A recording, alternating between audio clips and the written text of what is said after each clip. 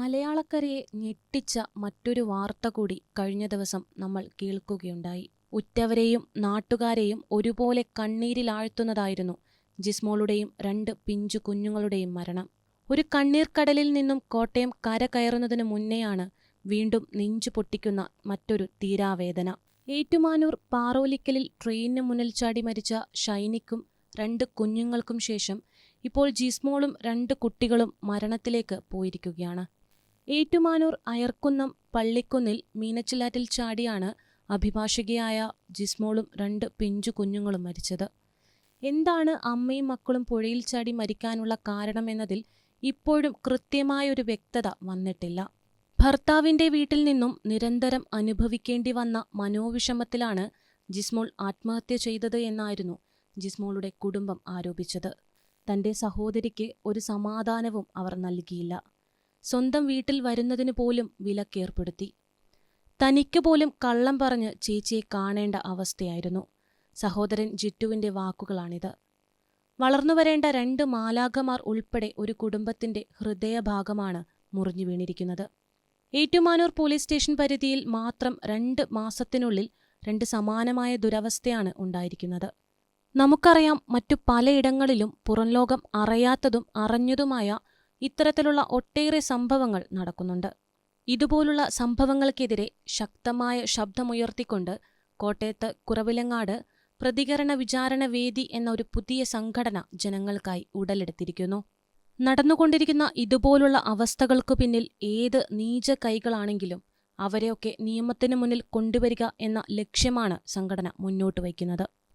സംഘടനയുടെ president Reji Thomas ആണ്. സാബു ലൂക്കയാണ് പ്രതികരണ വിചാരണ വേദിയുടെ സെക്രട്ടറിയായി ചുമതലയേറ്റത്. ഷിജു ജോസഫ് പൊടിമറ്റത്തിലാണ് സംഘടനയുടെ ട്രഷറി.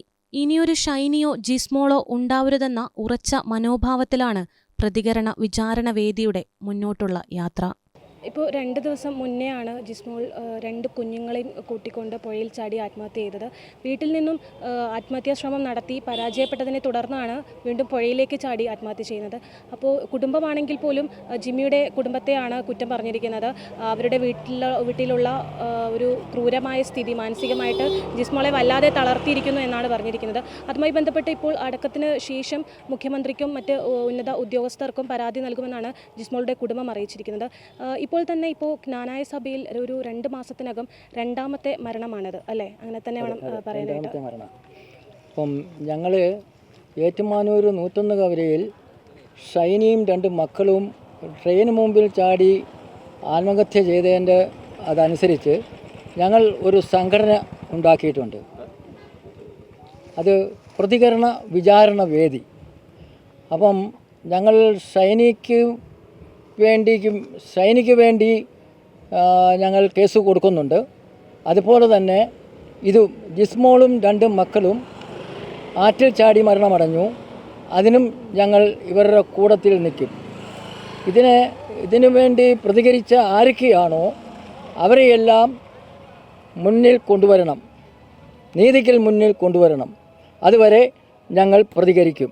ഈ സംഭവം നീർക്കാട് ഉണ്ടാകാനുള്ള സാധ്യത,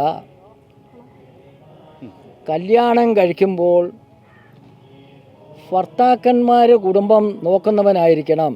അവൻ്റെ കൈത്തണ്ടിൽ വേണം കുടുംബം ഓടുവാൻ. പക്ഷേ ജ്ഞാനായ സമുദായത്തിൽ അമ്മായിയമ്മമാർക്കാണ് കൂടുതൽ സൂക്കേട്. അതെല്ലാ കുടുംബത്തിലും ഉള്ളതാണ്. ഞാനൊരു ജ്ഞാനായക്കാരനായതുകൊണ്ടാണ് എനിക്ക് ഈ സംഭവം അറിയാം. ഒത്തിരി കുടുംബങ്ങളിൽ ഇങ്ങനെ ആരും അറിയാതെ ഒത്തിരി വിഷമിക്കുന്ന ഒത്തിരി മക്കൾ ഈ കേരളത്തിൽ ഉടനീളം ഉണ്ട്. ആരും പുറത്ത് മിണ്ടുന്നില്ല. അത് പേടിച്ചിട്ടായിരിക്കാം, എന്താണെന്നറിയത്തില്ല. പക്ഷേ സ്വന്തം ഭർത്താവ് ഭാര്യയുടെ കൂടെ നിന്നാൽ ഈ മരണം ഇന്ന് സംഭവിക്കത്തില്ല. ഭാര്യ പറയണ കേൾക്കുന്ന ഭർത്താക്കന്മാരുണ്ട്. അവനെയാണ് പെൺകോന്തൻ എന്ന് വിളിക്കുന്നത്. പക്ഷേ അമ്മ പറയുന്ന ഭർത്താക്കന്മാരുണ്ട്. അവനാണ് അമ്മക്കോന്തൻ. ഇന്നിവിടെ സംഭവിച്ചത് ഈ അമ്മ കോന്തൻ കാരണമാണ് 2 കുഞ്ഞുങ്ങളും ഈ ജിൻസി മോളും മരിക്കാനിടയായത്. ഇനി മേലിൽ എങ്ങും ഇങ്ങനെ ഒരു സംഭവം ഉണ്ടാകാതെ ഇരിക്കട്ടെ എന്ന് നമുക്ക് ദൈവത്തോട് പ്രാർത്ഥിക്കാം. അത്രയേ ഉള്ളൂ. അതുപോലെ തന്നെ ഈ കുടുംബത്തിലെ അംഗങ്ങൾക്ക് ഒരു വാർഡിൽ പഞ്ചായത്ത് മെമ്പറുണ്ടല്ലോ, ആ മെമ്പർ വോട്ട് പിടിക്കാൻ മാത്രം വന്നാൽ പോരാ, മരിച്ചടക്കിന് വന്നാൽ പോരാ, കല്യാണത്തിന് വന്നാൽ പോരാ. ഇങ്ങനെയുള്ള കാര്യങ്ങളിലും കൂടെ ഇറങ്ങി തിരിഞ്ഞ് ഏത് കുടുംബത്തിൽ എന്ത് പ്രശ്നമുണ്ട് അത് തരണം ചെയ്യാനുള്ള ചുമതല ഏത് പഞ്ചായത്ത് മെമ്പറിനുമുണ്ട്. അതുപോലെ തന്നെ ഒരു പള്ളി വികാരി, ആ പള്ളി വികാരിക്കും ഈ ചുമതലയുണ്ട്. കന്യാസ്ത്രീമാരെയും കൂടെ കൂട്ടി ഇറങ്ങണം അച്ഛൻ. പെണ്ണുങ്ങളോട് കന്യാസ്ത്രീമാർ ചോദിക്കുമ്പോൾ അവർ കിളികൾ പോലെ കാര്യങ്ങൾ പറഞ്ഞു കൊടുക്കും. അത് വേണ്ടേ? അങ്ങനെയൊക്കെ ഒരു നല്ല പ്രവർത്തനം കാഴ്ചവെച്ചാൽ ഒരു കുടുംബത്തിലും ഇങ്ങനെ സംഭവിക്കുകയില്ല. ഇതൊരു വേദനാജനകമായ ഒരു സംഭവമാണ് നടന്നിരിക്കുന്നത്. പക്ഷേ ഈ മരണത്തെക്കുറിച്ച് ഈ നാട്ടിൽ ജീവിച്ചിരിക്കുന്ന ഏതൊരുത്തൻ്റെ ചെവിയിലേക്കും കയറുമ്പോൾ അത് ദൈവകോപമാണ് കയറുന്നത്. ഇവിടെ ജീവിച്ചിരിക്കുന്ന ജനങ്ങളുടെ ഉത്തരവാദിത്തമാണ് ഇവരുടെ മരണത്തിന് കാരണം. കയറി ചെല്ലണം, കാര്യങ്ങൾ ചോദിക്കണം, വിശദീകരിച്ച് ഇതെല്ലാം മനസ്സിലാക്കി ഈ മരണം ഇല്ലാതെയാക്കുവാൻ എല്ലാവർക്കും പറ്റുന്ന ഒരു കാര്യമാണ്. ഒന്നാമതായിട്ട് പഞ്ചായത്ത് മെമ്പർ മുൻകൈയെടുക്കണം. അതുപോലെ തന്നെ ഇടവക വികാരിമാർ മുൻകൈ എടുത്തുകൊണ്ട് രംഗത്ത് ഇറങ്ങണം. എന്തുകൊണ്ടാണ് ഇവർ ഇറങ്ങാത്തത്? ഞങ്ങൾ കുറവലങ്ങാട് ബസ് സ്റ്റാൻഡിന് പുറയിലാണ് ഞങ്ങൾക്ക് അവിടെ ഓഫീസും കാര്യങ്ങളൊക്കെ.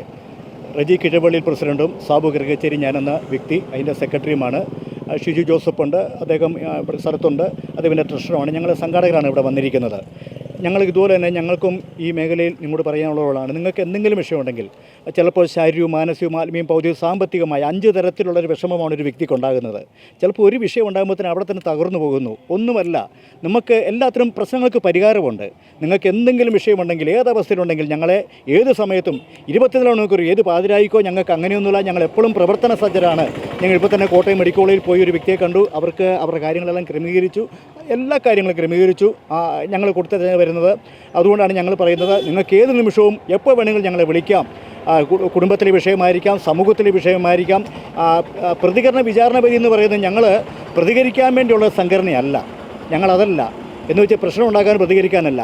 പ്രതികരണ വിചാരണ വേദി എന്ന സംഘടനയുടെ അഡ്രസ്സ് എന്ന് പറയുന്നത് ഈ സമൂഹത്തിൽ രാഷ്ട്രീയക്കാരനായിരിക്കും, ആത്മീയ മേഖലയിലുള്ളവരായിരിക്കും, ഭൗതിക മേഖലയിലുള്ളവരായിരിക്കും, ബിസിനസ്സുകാരുണ്ടായിരിക്കും, കുടുംബജീവിതമുള്ളവരായിരിക്കും. ഇവർക്ക് വേണ്ടി ഞങ്ങൾ ശബ്ദമുയർത്താൻ പറ്റാത്ത ഒരുപറ്റം ആൾക്കാരുണ്ട്. അതായത് സംഭവിക്കുന്നത്, പ്രതികരിക്കാൻ പറ്റാത്ത ഒരുപറ്റം ആൾക്കാർ കുടുംബത്തിലും സമൂഹ മേഖലയിലുണ്ട്. അവർക്ക് പ്രതികരിക്കാൻ പറ്റും. അവർക്ക് വേണ്ടി ശബ്ദമുയർത്താൻ വേണ്ടിയാണ് ഞങ്ങൾ ഈ സംഘടന പ്രതികരണ വിചാരണ വേദി രജിസ്റ്റർ ചെയ്തിരിക്കുന്നത്. തുടർച്ചയായി ഇങ്ങനെ 2 ആത്മഹത്യകൾ ശേഷമാണ് ഇങ്ങനെ ഒരു തീരുമാനത്തിലെത്തിയതല്ലേ? അതെ, തുടർച്ചയായ 2 ആത്മഹത്യകൾ. അതിനിടയ്ക്ക് പന്തളത്തും ഞാൻ വായിച്ചു. എൻ്റെ അമ്മയോട് പന്തളമാണ്, പത്രത്തെ വായിച്ചു, കാരണം പോയില്ല. എങ്കിലും എൻ്റെ അമ്മയുടെ വീട് പന്തളമാണ്. എനിക്ക് അതോട്ട് ഒത്തിരി ബന്ധമുണ്ട്. ചെറുപ്പം ആ കുടുംബം എനിക്ക് അമ്മ പന്തളം എന്നൊക്കെ കേൾക്കുമ്പോൾ വിഷമമാണ്. കാരണം അതുപോലെ അവധിക്കാലത്തൊക്കെ അവിടെ പോയി നിൽക്കുകയും വളർന്നൊക്കെയാണ് പന്തളം എന്ന് പറയുന്നത്. അവിടെയും പോയി ഇത് കേട്ടപ്പോഴത്തേന് ഒരു അമ്മയും 2 കുഞ്ഞുങ്ങൾ മരിച്ചെന്നൊക്കെ പറഞ്ഞു. പത്രത്തിൽ വാർത്ത കണ്ടറിഞ്ഞതേ ഉള്ളൂ. അതുപോലെ തന്നെ പല ഉണ്ട്. ഇനി ഇത്രേ ഉള്ളൂ നമുക്ക്. ഇനി ഇത് ഭാവിയിലേക്ക് നമുക്ക് നമ്മളെക്കൊണ്ട് എന്തെങ്കിലും ചെറിയ കൈത്താങ്ങ് ഭാവിയിലേക്ക് നമ്മളെക്കൊണ്ട് ചെയ്യാവുന്ന ഞങ്ങൾ പ്രതികരണ വിചാരണ വേദി എന്ന സംഘടന ഞങ്ങളെക്കൊണ്ട് ചെയ്യാവുന്ന ചെറിയ കൈത്താങ്ങ് എന്ന് വെച്ച് നമ്മൾ ദൈവത്തിൽ മാത്രം വിശ്വാസം അർപ്പിക്കുക, അത്രേ ഉള്ളൂ നമുക്ക് പറയാനുള്ളൂ. കാരണം ദൈവത്തിന് കൃപ കൊണ്ട് മാത്രമേ ജീവിക്കാൻ പറ്റുള്ളൂ. കാരണം ഞങ്ങൾ ആ ലെവലിലാണ് പറയുന്നത്. എങ്കിലും മാനുഷികമായ സ്നേഹവും പരിഗണനയും ഞങ്ങളെ ഈ സംഘടന വഴി എപ്പോൾ ഏത് സമയത്തും ഞങ്ങൾ തരുന്നതായിരിക്കും.